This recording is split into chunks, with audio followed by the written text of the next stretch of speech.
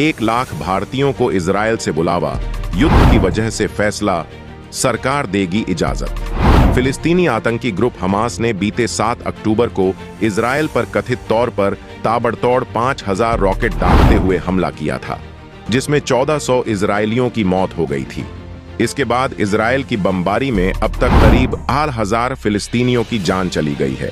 Israel और Hamas के बीच जंग, इजरायल हमास वॉर, थमने का नाम नहीं ले रही है, बल्कि अब और लंबी खींचती जा रही है। इस जंग में जहां हमास के अचानक किए गए हमले में लगभग 1500 इजरायली नागरिकों की मौत हुई, तो वहीं जवाबी हमला करते हुए इजरायल की आईडीएफ ने हमास के ठिकाने गाजा पट्टी में ऐसी तबाही मचाई कि 10,000 से ज्यादा फिलिस्तीनियों की मौत हो गई। इजरायल का अटैक अभी भी जारी है और एयर स्ट्राइक के साथ ही ग्राउंड ऑपरेशन के जरिए गाजा में घुसकर सैन्य परिसर पर भी कब्जा कर लिया। इस जंग के बीच इजरायल में भारतीय कामगारों, इंडियन वर्कर के लिए नौकरी के अवसर बढ़े हैं। दरअसल इजरायली कंस्ट्रक्शन